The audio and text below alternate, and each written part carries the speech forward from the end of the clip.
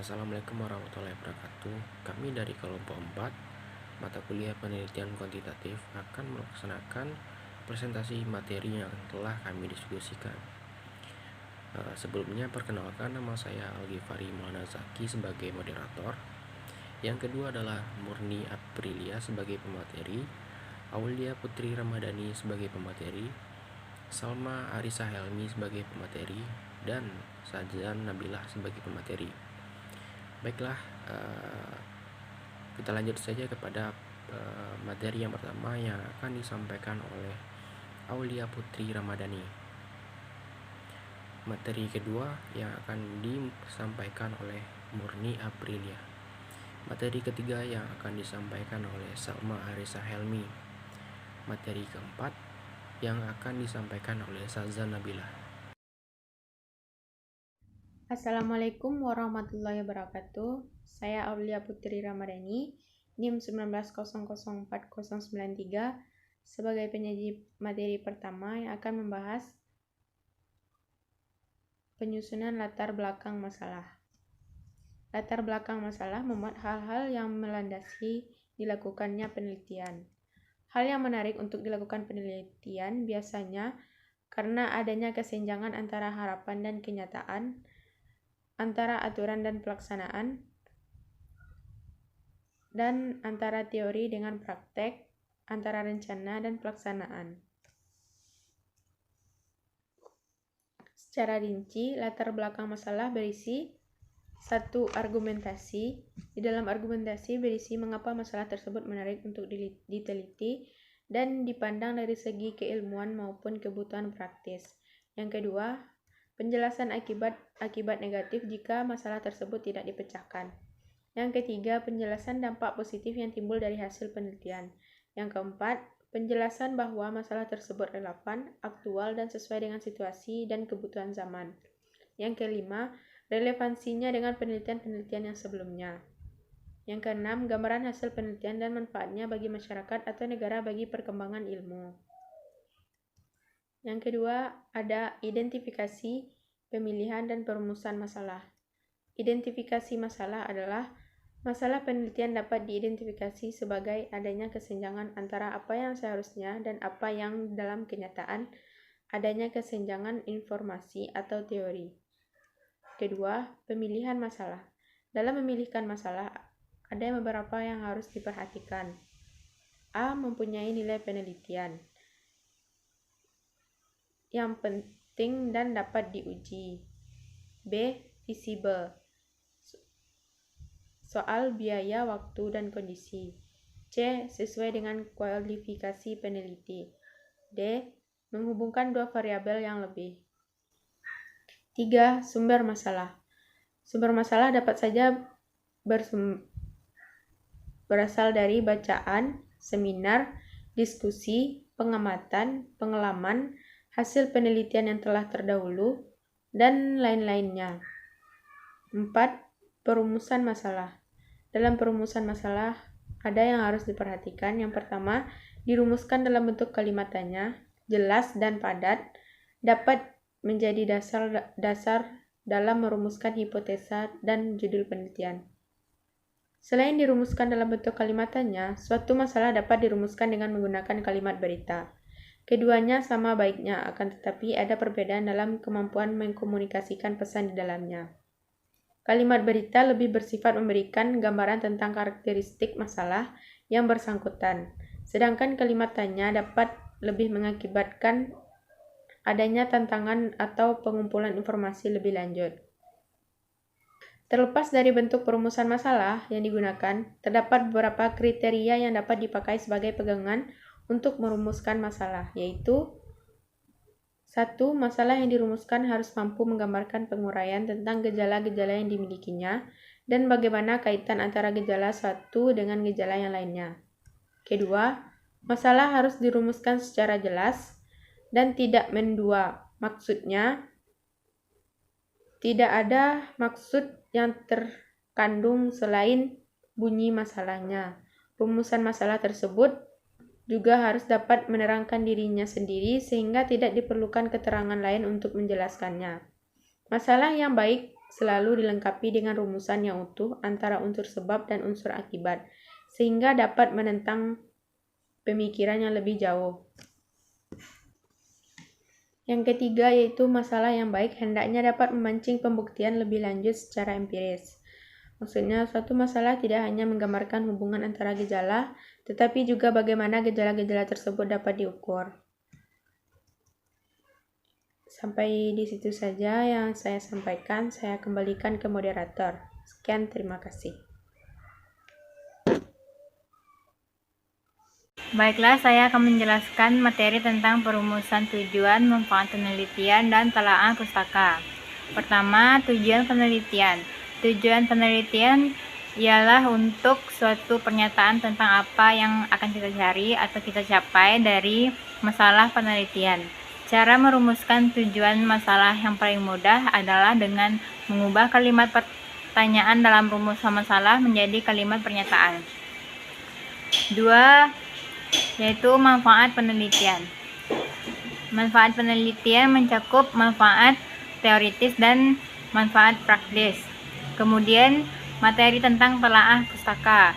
Manfaat telaah pustaka diantaranya yaitu untuk memperdalam pengetahuan tentang masalah yang diteliti. Kedua, menyusun kerangka teoritis yang menjadi landasan pemikiran. Ketiga, untuk mempertajam konsep yang akan digunakan sehingga memudahkan perumusan hipotesa. Terakhir yaitu untuk menghindari terjadinya pengulangan penelitian. Sekian dari saya. Baiklah, saya Salma Arisa Helmi akan membacakan materi selanjutnya, yaitu yang kelima, pembentukan kerangka teori. Kerangka teori merupakan landasan pemikiran yang membantu arah penelitian, pemilihan konsep, perumusan hipotesa, dan memberi kerangka orientasi untuk klasifikasi dan analisis data. Kerangka teori dibuat berdasarkan teori-teori yang sudah ada atau berdasarkan pemikiran logis yang dibangun oleh peneliti sendiri. Yang keenam, perumusan hipotesis. Hipotesis merupakan kristalisasi dari kesimpulan teoretik yang diperoleh dari telaah pustaka. Secara statistik, hipotesis merupakan pernyataan mengenai keadaan populasi yang akan diuji kebenarannya berdasarkan data yang diperoleh dari sampel penelitian. Yang ketujuh, definisi operasional dan klasifikasi variabel penelitian. Konsep yang mempunyai variasi nilai disebut variabel. Variabel dibagi menjadi dua. Pertama, variabel dekrit atau kategorikal, misalnya variabel jenis kelamin. Yang kedua, variabel kontinus, misalnya variabel umur. Proses pengukuran variabel adalah: pertama, menentukan dimensi variabel penelitian.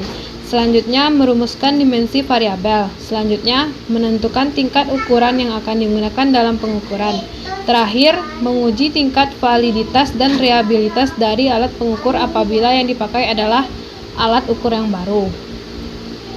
Berikut peta konsep dari langkah-langkah penelitian. Baiklah, saya Sausan Nabila akan menjelaskan materi mengenai langkah-langkah penelitian kuantitatif. Yang pertama, yaitu berdasarkan tabel peta konsep di depan ini, seperti yang ditunjukkan slide. Yang pertama yaitu ada rumusan masalah, di mana rumusan tersebut dinyatakan dalam bentuk kalimat pertanyaan untuk memandu peneliti untuk kegiatan penelitian selanjutnya. Berdasarkan rumusan masalah tersebut, maka peneliti menggunakan berbagai teori untuk menjawabnya.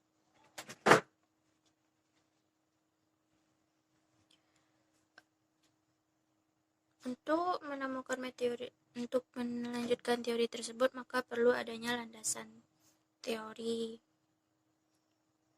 Kemudian daripada itu, selain itu, setelah kita buat landasan teorinya, maka kita perlu merumuskan hipotesis. Hipotesis yaitu jawaban atau terkaan sementara. Kemudian ada pengumpulan data. Pengumpulan data itu memiliki dua kategori, ada instrumen dan ada populasi atau sampel. Instrumen pengumpulan data bisa berupa tes, wawancara, melalui observasi, atau dengan angket. Kemudian populasi atau sampel itu bisa juga melalui interview, angket, observasi, atau wawancara. Kemudian setelah dilakukan kedua hal tersebut, maka kita harus menguji instrumen yang telah kita lakukan tadi. Hal ini diuji agar bisa kita mengetahui bahwa penelitian itu dikatakan valid atau tidak. Maka jika ia valid, instrumen tersebut dapat digunakan untuk mengukur apa yang seharusnya kita ukur, dan dikatakan reliable apabila instrumen yang digunakan beberapa kali untuk mengukur objek yang sama akan menghasilkan data yang sama juga. Bila hasil instrumen penelitiannya baik, maka data yang diperoleh pun baik. Kemudian setelah kita melakukan pengujian instrumen, maka kita harus menganalisis data. Data dianalisis untuk diarahkan untuk menjawab perumusan masalah dan menemukan kebenaran atas terkaan jawaban yang telah kita rumuskan dalam hipotesis. Hal ini dapat dilakukan dengan menggunakan statistik deskriptif biasanya, atau juga bisa statistik yang lainnya, yaitu antara statistik deskriptif dan statistik inferensial. Setelah kita lakukan analisis, maka kita lakukan penarikan kesimpulan serta saran-saran. Setelah hasil penelitian diberikan pembahasannya, maka harus dapat kita simpulkan. Kesimpulan ini berisi jawaban singkat terhadap setiap rumusan masalah didasarkan data yang sudah kita kumpulkan. Apabila rumusan masalah ada 2, maka kesimpulannya pun juga harus ada 2, karena peneliti melakukan penelitian bertujuan untuk memecahkan suatu masalah, maka peneliti berkewajiban untuk memberikan saran-saran. Sistematika penulisan laporan penelitian kuantitatif. Laporan penelitian kuantitatif dapat dikemas dalam sistematika penulisan sebagai berikut. Yang pertama, adanya pendahuluan, di mana di dalamnya terdapat latar belakang masalah, identifikasi masalah, pembatasan masalah, perumusan masalah, tujuan penelitian, dan kegunaan atau manfaat dari penelitian yang telah kita lakukan tersebut. Selanjutnya, yang kedua yaitu deskripsi teori kerangka berpikir dan hipotesis, di mana ada deskripsi teoritisnya, gambaran mengenai teori dari penelitian yang kita lakukan. Kemudian susunlah kerangka-kerangkanya berdasarkan teori yang telah ada, serta tentukan hipotesisnya atau jawaban sementara. Yang ketiga yaitu prosedur penelitian. Adapun prosedur dalam penelitian diantaranya metode penelitian, menentukan populasi atau sampel, apa saja instrumen penelitiannya, dan kemudian teknik pengumpulan data, dan teknik analisis datanya. Selanjutnya yaitu organisasi dan jadwal kegiatan penelitian. Organisasi penelitian seperti kelompok-kelompoknya dan menentukan jadwal kita melakukan penelitian tersebut, serta tidak dapat dipungkiri jika melakukan penelitian tentu kita harus memiliki biaya, maka harus kita tentukan pula biaya yang diperlukan.